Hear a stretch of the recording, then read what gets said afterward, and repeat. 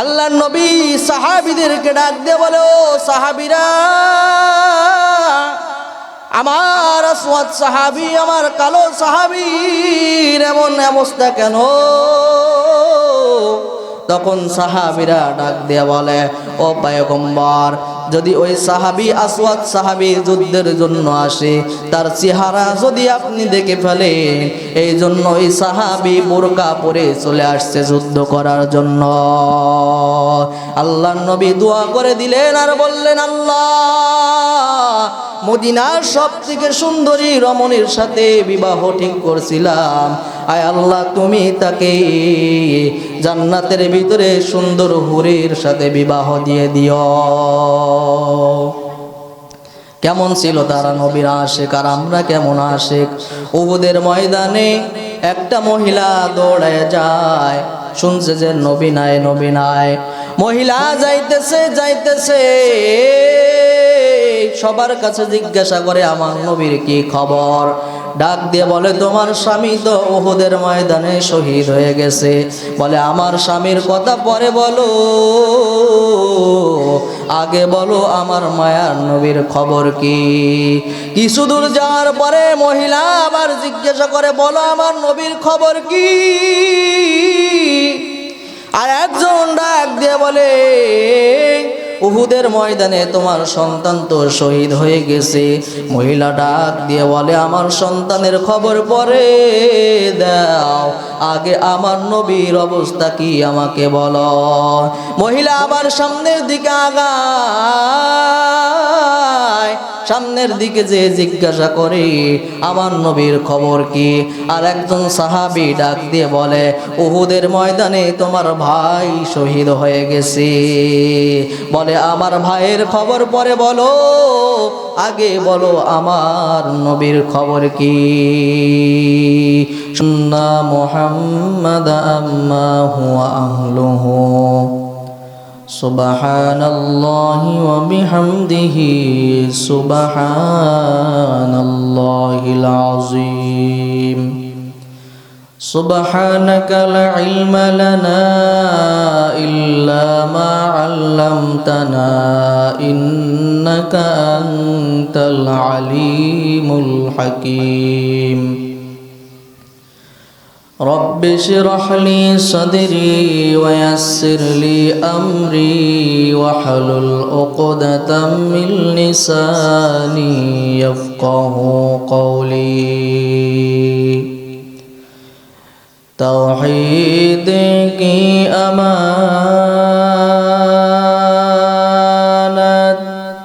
सीनों में है हमारी,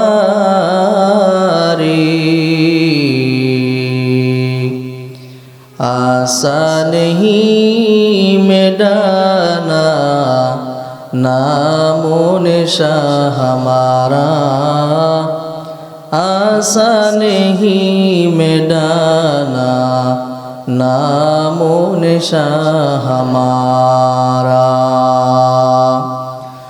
मोहम्मद ने आकर कुफ्र को मिटाया, कुफ्र को मिटा कर सदाकत बताया, कुफ्र को मिटा कर सदाकत बताया। আলহামদুলিল্লাহ।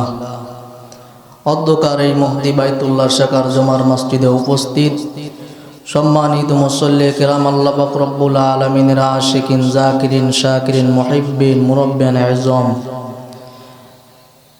দয়াময় আল্লাহ পাক রব্বুল আলামিনের দরবারে লাখো কোটি শুকর ও সুজুদ যে মহান রব্বুল আলামিন আমাদেরকে হাজারো মানুষের থেকে বাছাই করিয়া হাজারো কাজ থেকে বিরত থাকিয়া আমাদেরকে বাইতুল্লাহর শাকার জুমার মসজিদে আসার জন্য কবুল আর মঞ্জুর করেছেন। নিয়ামতের শুকর আদায়ার্থে মুসলমান হিসাবে ইমানের আওয়াজকে উঁচু করে এক আওয়াজে উচ্চ কণ্ঠে কালিমাতুশ শুকর আদায় করি আলহামদুলিল্লাহ।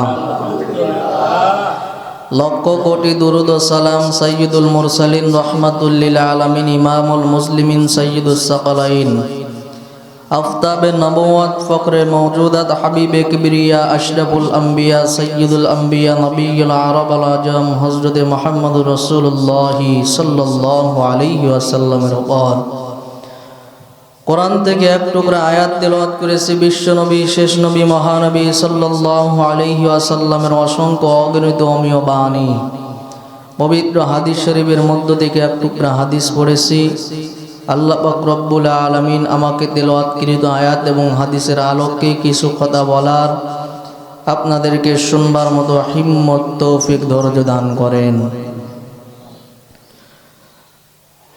আল্লাহ তাআলা বলেন, ইয়া আইয়ুহাল্লাযীনা আমানু আমিনু, হে ঈমানদারগণ তোমরা ঈমান আনো ঈমান আনার মতো। রাসূল করিম সাল্লাল্লাহু আলাইহি ওয়াসাল্লাম বলেন, লা ইউমিনু আহাদুকুম হাত্তা আকুনা আহাব্বা ইলাইহি মিন ওয়ালিদিহি ওয়া ওয়ালাদিহি ওয়ান নাসি আজমাইন। ততক্ষণ পর্যন্ত কোনো ব্যক্তি মুমিন হতে পারবে না যতক্ষণ পর্যন্ত তার সন্তান বিবি বাল বাচ্চা তার মিল ফ্যাক্টরি কারখানা তার সমস্ত মাল সম্পদ আত্মীয় স্বজনের থেকে বেশি মহাব্বত নবীর প্রতি না হইবে ততক্ষণ পর্যন্ত কোনো ব্যক্তি মুমিন হতে পারবে না। যদি কোনো ব্যক্তি মুমিন হতে চায় মুমিন দাবি করতে চায় তাহলে সব থেকে বেশি মহাব্বত করতে হবে কাকে? আল্লাহ নবীকে। কেমন মহাব্বত করতে হবে? আল্লাহ নবীকে সাহাবে কেরাম কত মহাব্বত করছেন, এত মহাব্বত করছেন যে তাদের কথা আজও পর্যন্ত আমরা স্মরণ করে থাকি।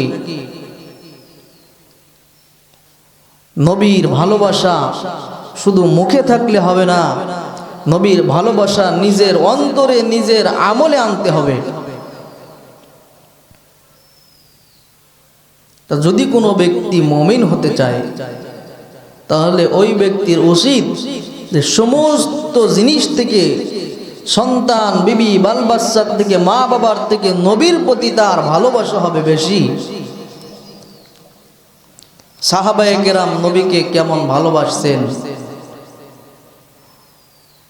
নবীর প্রতি তারা জীবন দেওয়ার জন্য পাগল হয়ে গেছে, নবীর জন্য তারা জীবন পর্যন্ত দিয়ে গেছে, নবীকে তারা ওসিলা বানায় রাখছে।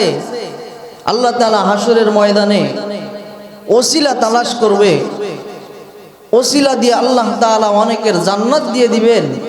তো সাহাবীরা আল্লাহর নবীকে ওসিলা বানাইছে, এই জন্য নবীর প্রতি ভালোবাসা বেশি হইতে হবে। তা আল্লাহর নবী বলেন যে তোমরা যদি মুমিন হতে চাও তাহলে আমি নবীকে বেশি ভালোবাসো। লা ইউমিনু আহাদুকুম হাত্তা আকুনা আহাব্বা ইলাইহি মিন ওয়ালিদিহি ওয়া ওয়ালাদিহি ওয়ান নাসি আজমাইন। ততক্ষণ পর্যন্ত কোনো ব্যক্তি মুমিন হতে পারবে না যতক্ষণ পর্যন্ত তার সন্তানের থেকে মা বাবার থেকে সম্পদের থেকে আল্লাহর নবীর প্রতি ভালোবাসা বেশি তা থাকবে। সাহাবীরা কেমন আল্লাহর নবীকে মহাব্বত করছে, কেমন আল্লাহর নবীকে ভালোবাসছেন। আল্লাহর নবীর জন্য সাহাবায়ে কেরামরা তাদের জীবনকে উৎসর্গ করে দিয়েছেন। শুধু সাহাবীরা না, যারা নবীর আশেক, যারা নবীর প্রকৃত প্রেমিক, তারাও ওই নবীর জন্য তাদের জানকে উৎসর্গ করে দেয়। আপনারা নাম শুনেছেন ওয়াইস কর্ণী রহমাতুল্লাহি আলাইহি, তিনি সাহাবী হইতে পারে নাই। আল্লাহ নবীর জামানায় ওয়াইস কর্ণী রহমাতুল্লাহি আলাইহি তিনি জন্মগ্রহণ করার পরেও আল্লাহ নবীর কাছে যে তিনি সাহাবী হইতে পারে নাই, সাহাবী হইতে পারে নাই। এই জন্য ওয়াইস কর্ণী রহমাতুল্লাহি আলাইহি আল্লাহ নবীর কাছে চিঠি লিখছে, ওগো আল্লাহ নবী, আমি আপনার জামানায় হওয়ার পরেও আমি আপনার জামানায় হওয়ার পরেও আমি সাহাবী হইতে পারি নাই, দিলের ভিতরে একটা জ্বালা। ওগো আল্লাহর নবী, আমার ঘরে আমার বৃদ্ধা একটা মা আছে, আমি ওই মাকে রেখে আপনার দরবারে যেতে পারি কিনা? আমার মা যেতে দিতে চায় না, আমার মা বড় অসুস্থ গো পয়গম্বর। আল্লাহ নবী চিঠি লিখে পাঠিয়ে দেয়, ও ওয়েস করনি, তোমার বৃদ্ধা মাকে রেখে আমি নবীর দরবারে এসে সাহাবী হওয়ার দরকার নাই। এত পরিমাণ নবীকে মহব্বত করছে। ওয়াইস করনি রহমাতুল্লাহি আলাইহি নবীর কাছে আবার চিঠি পাঠাইছে, পয়গম্বর কোন দিন জানি আপনার মৃত্যু হয়ে যায়, আমি তো সাহাবী হইতে পারবো না। ও পয়গম্বর, আমি আপনার দরবারে আসতে চাই। ওয়াইস করনির কাছে আল্লাহ নবী আবার চিঠি পাঠাইছে, ও ওয়াইস করনি, আমি নবীর দরবারে তোমার আসার কোনো দরকার নাই। তুমি তোমার মায়ের তুমি শ্রদ্ধা করো, তোমার মাকে ভালোবাসো, আর তোমার মাকে তুমি খেদমত করো। নবীজি মৃত্যুর আগে সাহাবীদেরকে ডাক দিয়ে বলে দেয়, ও সাহাবায়ে কেরাম, আমার একটা আশেক আছে, তার নাম হলো ওয়াইস করনি, অমুক দেশে থাকে। আমি নবীর মৃত্যুর পরে যদি তোমরা পারো তার কাছে যে তোমরা দোয়া নিবা, সে যেই দোয়া তোমাদের জন্য করবে, সেই দোয়া আল্লাহ পাক রব্বুল আলামিন কবুল করে নিবেন। এত নবীকে ভালোবাসছে। যখন নবীর উহুদের ময়দানে দাঁত শহীদ হয়ে গেছে, এই খবর যখন ওয়াইস করনি রহমাতুল্লাহি আলাইহির কানে গেছে, ওয়াইস করনি রহমাতুল্লাহি আলাইহি নিজের গালের ভিতরের দাঁতগুলিকে ভেঙে ফেলাইছে। আর তিনি বলেছিলেন, যেই নবীর গালের ভিতরে দাঁত থাকবে না, ওই নবীর উম্মত হয়ে আমার গালে দাঁত থাকতে পারে না। এমন নবীর একজন আশিক ছিল, তার নাম হলো ওয়াইস করনি রহমাতুল্লাহি আলাইহি। সাহাবীরা কেমন নবীকে মহব্বত করছে, কেমন নবীকে মহব্বত করছে। হযরতে সাদ ইবনে আবি ওয়াক্কাস রাদিয়াল্লাহু তাআলা আনহু যখন নবীর উহুদের ময়দানে মাথার ভিতরে হেলমেট ঢুকে চলে গেছে, হেলমেট ভেঙে মাথার ভিতরে যখন পুঁতে গেছে, সাদ ইবনে আবি ওয়াক্কাস রাদিয়াল্লাহু তাআলা আনহু দেখেন আবু বকর রাদিয়াল্লাহু তাআলা আনহু কান্না করে, ফাতেমা রাদিয়াল্লাহু তাআলা আনহা কান্না করে, নবীও কান্না করে। আবু বকর রাদিয়াল্লাহু তাআলা আনহু বলেন, এখন কি করি? তখন সাদ ইবনে আবি ওয়াক্কাস রাদিয়াল্লাহু তাআলা আনহু যে ডাক দিয়ে বলে, ও পয়গম্বর, আপনি কান্না করবেন না, আপনার কান্না আমি সাদ ইবনে আবি ওয়াক্কাস সহ্য করতে পারি না। ও আবু বকর, আপনিও কাঁদবেন না। ও ফাতেমা, আপনিও কাঁদবেন না। সাদ ইবনে আবি ওয়াক্কাস রাদিয়াল্লাহু তাআলা আনহু নিজের মাড়ির দাঁত দিয়ে নবীজির মাথার থেকে লোহার হেলমেটটা উঠায় ফেলছে। যখন হেলমেটটা উঠায় ফেলছে, ডান পাশের দাঁতের মাড়ির দাঁত ভেঙে গেছে। আবার বাম পাশের দাঁত দিয়ে যখন ধরছে, বাম পাশের মাড়ির দাঁত ভেঙে পড়ে গেছে। আল্লাহ নবী ডাক দিয়ে বলে, ও সাদ ইবনে আবি ওয়াক্কাস, আমি নবীর জন্য তোমার দাঁতও শহীদ করে ফেলেছ। আমি নবী তোমার জন্য দোয়া করে দিলাম, জাহান্নামের আগুন তোমার গায়ে লাগবে না। নিজের দাঁত ভাঙতেও রাজি, তারপরেও নবীকে ফেলতে রাজি না। আল্লাহর নবীকে সাহাবীরা এমন ভালোবাসছে, মালিক ইবনে নিসার রাদিয়াল্লাহু তাআলা আনহু তিনি নবীর এত আশিক। সাদ ইবনে আবি ওয়াক্কাসকে ডাক দিয়ে বলে, ও সাদ ইবনে আবি ওয়াক্কাস, তুমি তো জান্নাতে যাওয়ার ওসিলা বানাইছো। ও ফাতেমা, তুমি তো জান্নাতে যাওয়ার ওসিলা বানায় ফেলছো। আবু বকর, তুমিও জান্নাতে যাওয়ার ওসিলা বানায় ফেলছো। আমাকে একটু সুযোগ দাও। মালিক রাদিয়াল্লাহু তাআলা আনহু, নবীজির যেই জায়গায় হেলমেটটা ঢুকে গেছে, রক্ত বাইর হইতেছে, ওখানে মুখ দিয়ে নবীজির মাথার রক্তটা চোমর দিয়ে খেয়ে ফেলে দিয়েছে। পয়গম্বর মালিককে ডাক দিয়ে বলে, ও মালিক, আমি নবীর রক্ত যেই সাহাবীর পেটের ভিতরে চলে গেছে, শরীরের ভিতরে চলে গেছে, আমি তোমাকে এই সুসংবাদ জানায় দিলাম, আল্লাহ তাআলা তোমার জন্য জান্নাত রেডি করে রাখছে। আল্লাহর নবী কি এমন ভালোবাসছে সাহাবায়ে কেরাম। হযরত আব্দুল্লাহ ইবনে জুবাইর রাদিয়াল্লাহু তাআলা আনহুকে আল্লাহর নবী ডাক দিয়ে বলে, ও আব্দুল্লাহ, আমি সিঙ্গা লাগাইছি, আমার সিঙ্গা লাগানোর কারণে আমার গায়ের থেকে কিছু কুরক্ত বাইর হয়ে গেছে। একটা পলিথিনে বা কোনো বোতলের ভিতরে সেই কুরক্তটা আব্দুল্লাহ ইবনে জুবাইর রাদিয়াল্লাহু তাআলা আনহুর কাছে দিয়ে দিয়েছেন। আব্দুল্লাহ ইবনে জুবাইর রাদিয়াল্লাহু তাআলা আনহুকে বললেন, ও আব্দুল্লাহ ইবনে জুবাইর, তুমি এই রক্তটাকে দাফন করে দাও।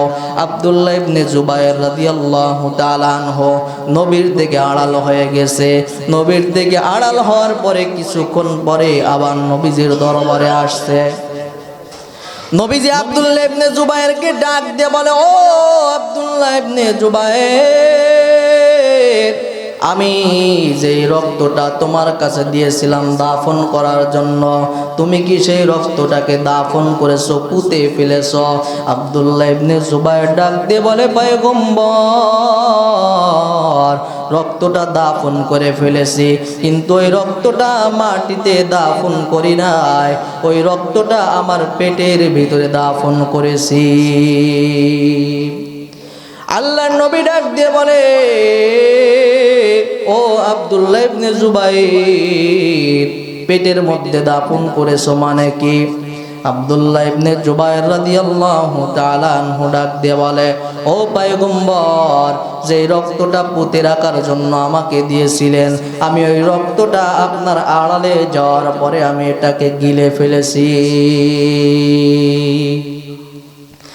আল্লাহর নবী আব্দুল্লাহ ইবনে জুবাইরকে ডাক দিয়ে বলেন, ও আব্দুল্লাহ ইবনে জুবাইর, যে শরীরের ভিতরে আমি নবীজি রক্ত চলে গেছে, ওই শরীর কোনোদিন জাহান্নামে যেতে পারে না, তার জন্য আল্লাহ তাআলা জাহান্নাম হারাম করে দিয়েছেন।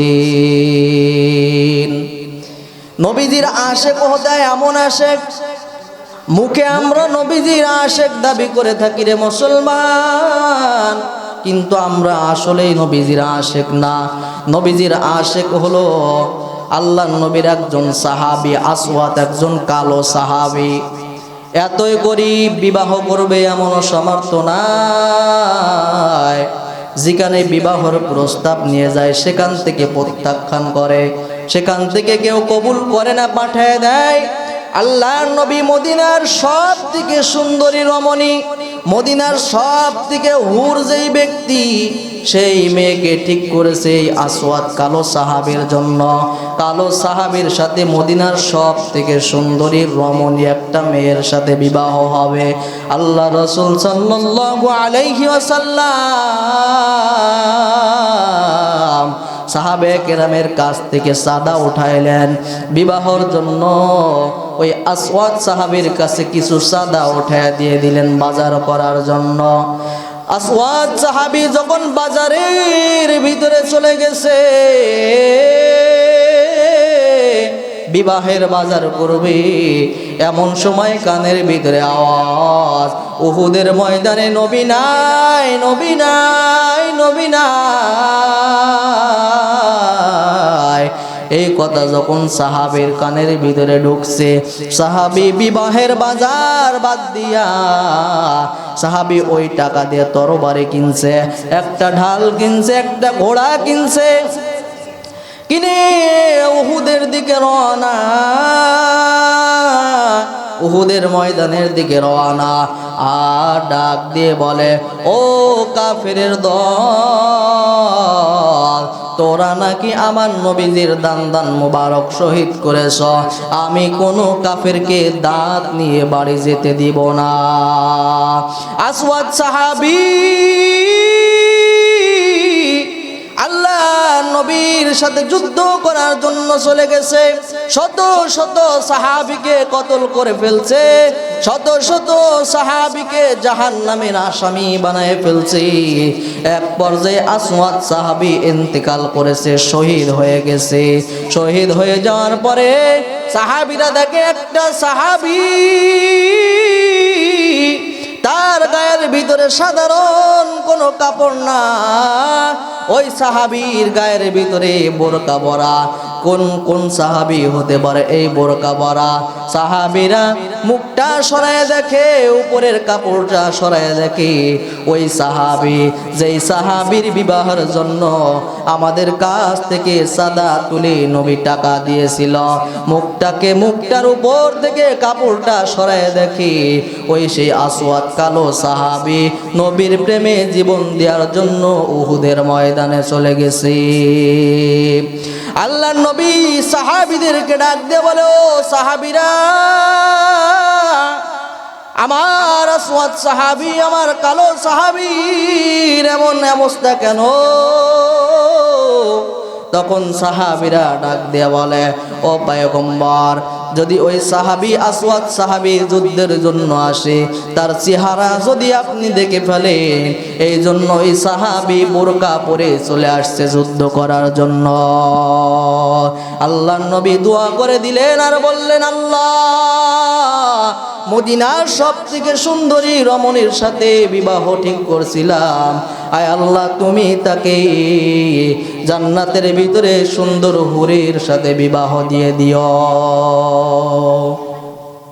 কেমন ছিল তারা নবীর আশিক, আর আমরা কেমন আশিক? উহুদের ময়দানে একটা মহিলা দৌড়ায় যায়, শুনছে যে নবী নাই, নবী নাই। মহিলা যাইতেছে সবার কাছে জিজ্ঞাসা করে, আমার নবীর কি খবর? ডাক দিয়ে বলে, তোমার স্বামী তো উহুদের ময়দানে শহীদ হয়ে গেছে। বলে, আমার স্বামীর কথা পরে বলো, আগে বলো আমার মায়ার নবীর খবর কি? কিছু দূর যাওয়ার পরে মহিলা আবার জিজ্ঞাসা করে, বলো আমার নবীর খবর কি? আর একজন ডাক দিয়ে বলে, উহুদের ময়দানে তোমার সন্তান তো শহীদ হয়ে গেছে। মহিলা ডাক দিয়ে বলে, আমার সন্তানের খবর পরে দাও, আগে আমার নবীর অবস্থা কি আমাকে বলো। মহিলা আবার সামনের দিকে আগায়, সামনের দিকে যে জিজ্ঞাসা করে, আমার নবীর খবর কি? আর একজন সাহাবী ডাক দিয়ে বলে, উহুদের ময়দানে তোমার ভাই শহীদ হয়ে গেছে। বলে, আমার ভাইয়ের খবর পরে বলো, আগে বলো আমার নবীর খবর কি?